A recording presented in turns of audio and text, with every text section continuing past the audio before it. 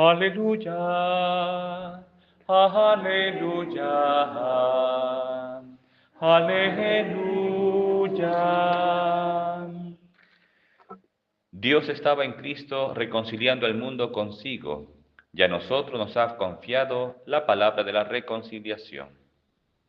Aleluya, aleluya,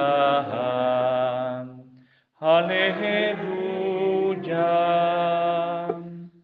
El Señor esté con ustedes. Lectura del Santo Evangelio según San Lucas. Gloria a ti, Señor. En aquel tiempo solían acercarse a Jesús los publicanos y los pecadores a escucharle. Y los fariseos y los escribas murmuraban entre ellos: Ese acoge a los pecadores y come con ellos. Jesús les dijo esta parábola: Si uno de vosotros tiene 100 ovejas y se le pierde una, ¿no deja las 99 en el campo y va tras la descarriada hasta que la encuentra? Y cuando la encuentra, se la carga sobre los hombros, muy contento. Y al llegar a casa, reúne a los amigos y a los vecinos para decirles: Felicitadme, he encontrado la oveja que se me había perdido. Os digo que así también habrá más alegría en el cielo por un solo pecador que se convierta que por 99 justos que no necesitan convertirse. Y si una mujer tiene 10 monedas y se le pierde una, ¿no enciende una lámpara y barre la casa y busca con cuidado hasta que la encuentra? Y cuando la encuentra, reúne a las amigas y a las vecinas para decirles: Felicitadme, he encontrado la moneda que se me había perdido. Os digo que la misma alegría habrá entre los ángeles de Dios por un solo pecador que se convierta. Palabra del Señor. Gloria a ti, Señor Jesús. Pueden sentarse un momentito. En el nombre del Padre, y del Hijo, y del Espíritu Santo. Amén. Mis queridos hermanos en Cristo Jesús, estamos celebrando ya esta Santa Misa en el domingo 24 del tiempo ordinario. Y el día de hoy, en las lecturas del Evangelio y las otras lecturas, nos habla sobre la misericordia de Dios. En la primera lectura del libro del Éxodo, escuchábamos cómo el pueblo de Israel se había rebelado contra Dios cuando Moisés sube al monte Sinaí, donde Dios se le revela a los 40 días con sus noches y le da las tablas de los mandamientos. ¿Qué hace el pueblo de Israel? Conforme pasa el tiempo, y nos pasa a nosotros, ¿no? Como que nos relajamos un poco, nos relajamos, ya bajamos la guardia, esa disciplina, ¿verdad? Ese rigor de la acción, pues al final dudan de Moisés, dudan de Dios y se hacen un becerro de oro, ¿no? Caen en la idolatría. Obviamente, el Antiguo Testamento muestra ese aspecto de la furia de Dios, ¿no? La cólera divina. Y le dice justamente a Moisés: ese pueblo es de dura cerviz, ¿no? Me ha abandonado a cambio de una imagen, de un ovillo de metal. Bien. Entonces viene aquí: voy a castigarlos, ¿no? Voy a destruir el pueblo y de ti, Moisés, sacaré un pueblo numeroso. ¿Qué hace Moisés? Moisés intercede ante Dios por el pueblo pecador, la oración de intercesión. Y más abajo dice el texto, después de la oración de Moisés: y el Señor se arrepintió de la amenaza que había pronunciado contra el pueblo. No es que Dios se arrepienta, ¿no? Que Dios decide una cosa y luego cambia de opinión como si fuera algo arbitrario, ¿no? Según una conveniencia. No, Dios lo que decide una vez es para siempre, es infinito la decisión de Dios, no cambia de parecer. Lo que el texto quiere manifestarnos es cómo Dios quiere que nosotros, porque está dentro de su voluntad, que la oración de intercesión, el pedir por las demás personas o diversas circunstancias, toque el corazón de Dios para la misericordia. Dios quiere perdonarnos, Dios quiere salvarnos, pero depende de nosotros buscar esa misericordia y alcanzar esa salvación. Esa es la voluntad del Señor. Y justamente en el Nuevo Testamento, Cristo Jesús, el Hijo de Dios, nos revela realmente cuál es la voluntad de Dios. Dios es infinitamente misericordioso. En el texto del Evangelio hemos escuchado cómo dice: solían acercarse a Jesús los publicanos y los pecadores a escucharle, ¿no? El Señor predicaba el Evangelio y todo el mundo venía, buenos y malos. Bien, obviamente, de manera pública, la gente juzgaba y señalaba con el dedo a los pecadores, ¿no? La gente que se portaba mal, digamos así. Y había una clase de judíos, digamos los más respetables, ¿no? Los beatos del pueblo, que eran los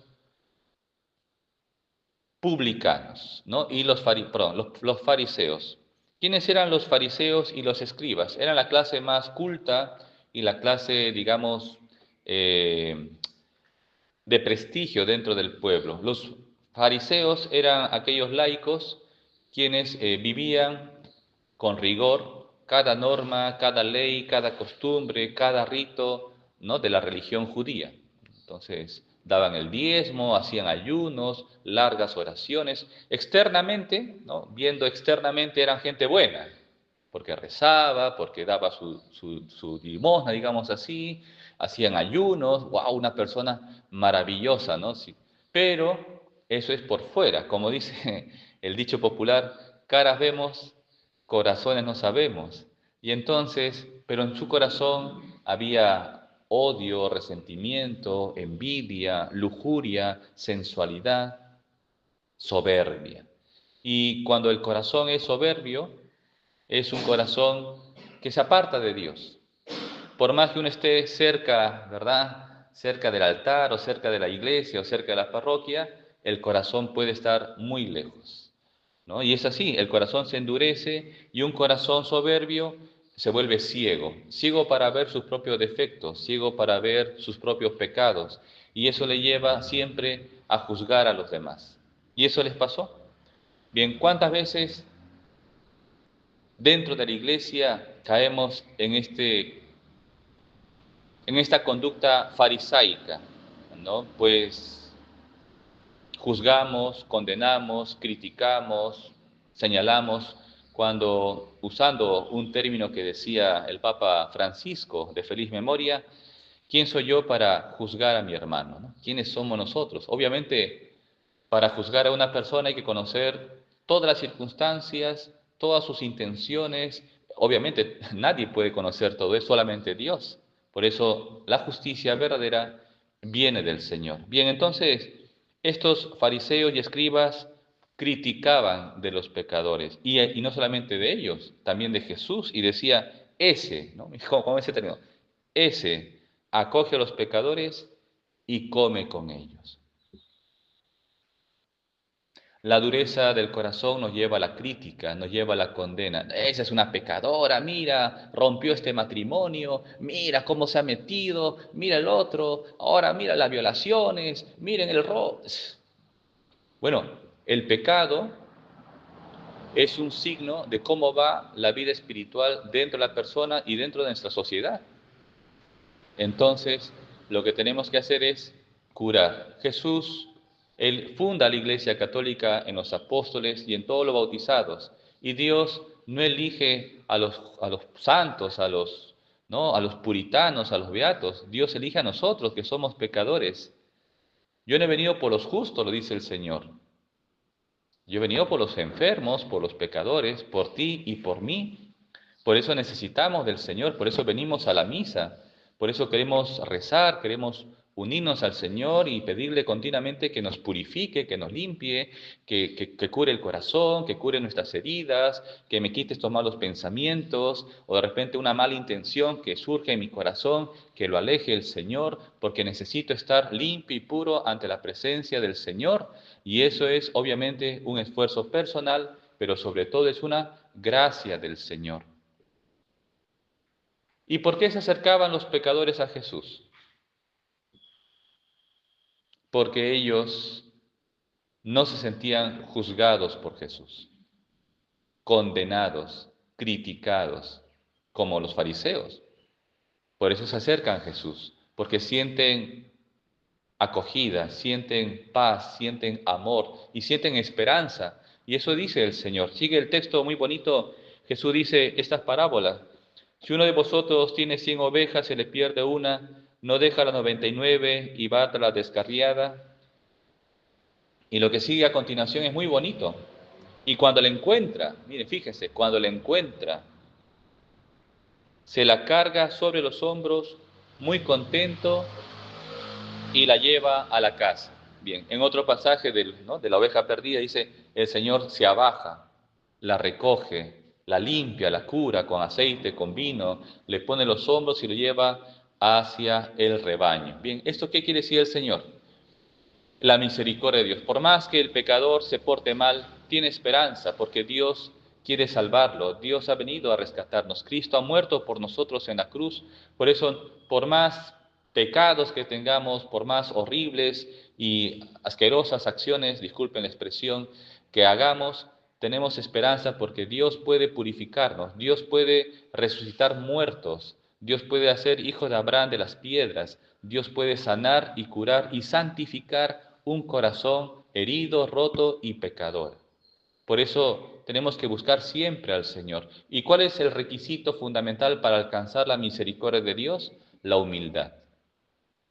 Reconocer el pecado, buscar al Señor, arrodillarnos ante su presencia y pedirle perdón por nuestros pecados y obviamente ponerle nuestra parte para luchar. Jesús dice, hay más alegría en el cielo por un solo pecador que se convierta que por 99 justos que no necesitan arrepentirse.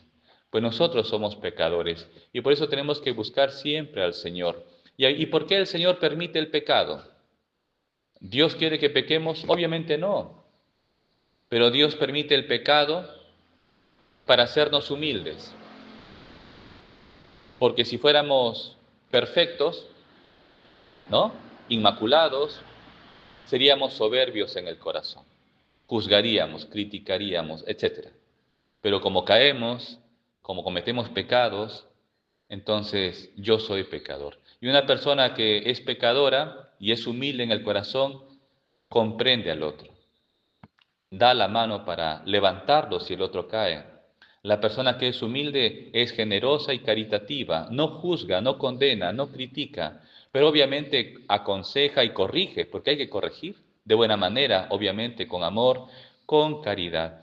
Esto pide el Señor de todos nosotros. Conversión, cambio de vida, sabiendo que Dios es infinitamente misericordioso. El demonio, como a Judas, nos va a tentar para desesperarnos. Judas Iscariote murió, se suicidó. Primero fue consciente que hizo mal al vender a Jesús por 30 monedas de plata, pero se desesperó, pensó que ya no tenía salvación. Y es ahí, en esta desesperación, cuando el demonio lo tienta. Y tanto es la desesperación y desconfianza de la misericordia de Dios que se quitó la vida. Así es el demonio. Nos pone la desesperación. Por eso no hay que desesperar. ¿Qué hubiera pasado si Judas Iscariote se hubiera arrepentido? Y hubiera ido llorando ante la Virgen María. Y hubiera pedido perdón con vergüenza y ante los apóstoles. A los 3 días Jesús resucitó. ¿Y qué le hubiera dicho Jesús a Judas Iscariote? Te perdono.